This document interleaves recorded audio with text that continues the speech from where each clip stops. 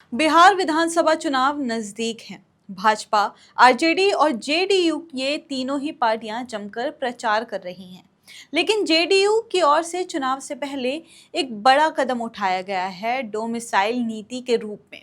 शिक्षा विभाग में नियुक्तियों में 85% सीटें सिर्फ बिहार निवासियों के लिए आरक्षित कर दी गई हैं। क्या ये सिर्फ एक घोषणा है या जेडीयू का वोट बैंक रिटेंशन का बड़ा हथियार बनने वाला है? इस वीडियो में हम आसान भाषा में बताने जा रहे हैं डोमिसाइल नीति क्या है, कौन सही में इसका लाभ उठाएगा, विपक्ष क्या कहता है और इसका चुनावी नतीजा क्या हो सकता है। नमस्कार, आदाब, आप देख रहे हैं द हिंदी टॉप और मैं हूं आपके साथ सामिया खान। सबसे पहले जानते हैं कि डोमिसाइल नीति क्या होती है। डोमिसाइल यानी निवास प्रमाण पत्र आधारित नीति। इसका सीधा सा मतलब है कि अगर आप किसी राज्य के स्थायी निवासी हैं और आपके पास उस राज्य का डोमिसाइल सर्टिफिकेट है तो आप उस राज्य की सरकारी भर्तियों में प्राथमिकता या विशेष अवसर पा सकते हैं। बिहार में अब यही नीति लागू की गई है, खासकर शिक्षक नियुक्तियों में। लेकिन इसमें क्या बदलाव किया गया है? तो बिहार में होने वाले शिक्षक भर्ती परीक्षाओं में बिहार के बाहर के उम्मीदवार आवेदन नहीं कर सकेंगे। केवल वही लोग आवेदन कर पाएंगे जिनके पास बिहार का वैध डोमिसाइल प्रमाण पत्र होगा। इसके अलावा लगभग 85% से ज्यादा सीटें केवल बिहार के युवाओं के लिए आरक्षित कर दी गई हैं। आपको बता दें कि इससे पहले ये नियम नहीं था, जिसकी वजह से दूसरे राज्यों के लोग भी बिहार की नौकरी पा सकते थे। नीतीश कुमार सरकार ने ये नियम सिर्फ TRE 4 और TRE 5 तक सीमित नहीं रखा है। उन्होंने संकेत दिया है कि भविष्य में सभी सरकारी नौकरियों में ये डोमिसाइल नीति लागू हो सकती है। तो सवाल ये भी है कि ये नीति क्यों लाई गई है। बिहार लंबे समय से बेरोजगारी और पलायन की समस्या से जूझ रहा है।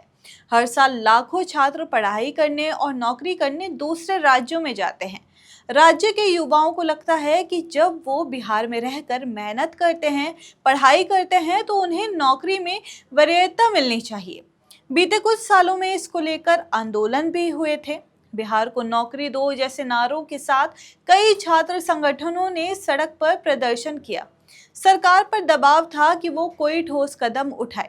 ऐसे में चुनाव से पहले डोमिसाइल नीति लाकर नीतीश कुमार ने युवाओं को बड़ा संदेश देने की कोशिश की है कि अब बिहार की नौकरी सिर्फ बिहार के लिए है। तो अब अगर बिहार में इतना बड़ा बदलाव होने जा रहा है तो राजनीति तो होगी ही। तो ये भी जान लीजिए कि इस पे विपक्ष क्या कह रहा है। बिहार में डोमिसाइल नीति की घोषणा पर आरजेडी नेता तेजस्वी यादव ने कहा कि डोमिसाइल की बात पर उन्होंने यानी तेजस्वी ने पहले ही कहा था कि जब उनकी सरकार आएगी तो हम इसे लागू करेंगे। नीतीश कुमार के पास अपना कोई विजन या रोड मैप नहीं है। वहीं सीएम नीतीश के इस फैसले पर प्रशांत किशोर ने कहा कि ये लोकतंत्र की जीत है, जनता की जीत है। उन्होंने सीएम नीतीश पर करारा हमला बोला और कहा कि 20 साल में इन्होंने कुछ नहीं किया।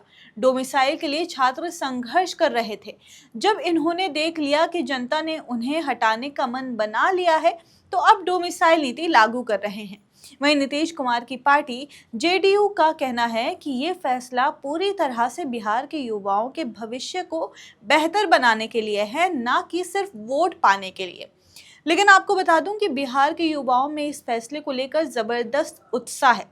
सोशल मीडिया पर इसे लेकर चर्चाएं हो रही हैं। बहुत से छात्रों ने कहा कि अब उन्हें बाहरी राज्यों के प्रतियोगियों से लड़ना नहीं पड़ेगा और मौके बढ़ेंगे।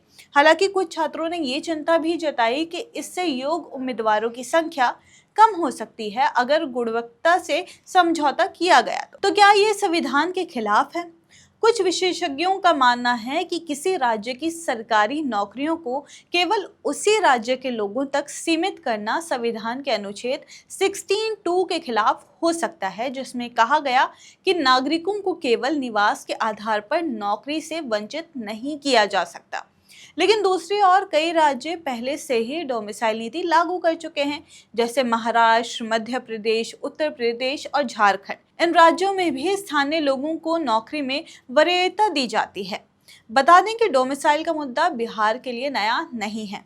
ये पहले से ही नीतीश के लिए चुनावी मुद्दा रहा है। साल 2020 के विधानसभा चुनाव में भी सीएम नीतीश कुमार ने डोमिसाइल नीति लागू करने का वादा किया था। लेकिन जब जीत मिली और नीतीश की सरकार बनी तो सीएम नीतीश ने इसे लागू भी कर दिया, मगर ये लंबे समय तक नहीं रह पाया और 2.5 साल बाद जुलाई 2023 में इसे खत्म भी कर दिया गया था। उस वक्त सरकार ने तर्क दिया था कि स्कूलों में मैथ्स और साइंस पढ़ाने के लिए अच्छे टीचर्स नहीं मिल रहे थे। डोमिसाइल नीति हटाने के बाद प्रदेश में लंबे समय तक छात्रों ने आंदोलन भी किया और विरोध प्रदर्शन के साथ नारा दिया गया, वोट दे बिहारी और नौकरी ले बाहरी। अब ये नहीं चलेगा। अब सीएम नीतीश का ये फैसला ऐसे समय में आया जब राज्य में चुनावी माहौल गर्म है और विपक्ष लगातार सरकार पर रोजगार और शिक्षा के मोर्चे पर विफल रहने का आरोप लगा रहा है। तो अब इससे सबके मन में ये सवाल भी पैदा हो रहा है कि भविष्य में क्या होगा। तो अगर ये नीति सफल होती है तो नीतीश कुमार की छवि एक बार फिर युवा हितैषी मुख्यमंत्री की बन सकती है। इससे बिहार के चुनाव में बड़ा असर पड़ सकता है, खासकर शहरी और ग्रामीण युवाओं के बीच जेडीयू की पकड़ मजबूत हो सकती है। लेकिन ये भी तय है कि इस नीति को ईमानदारी और पारदर्शिता से लागू करना आसान नहीं होगा।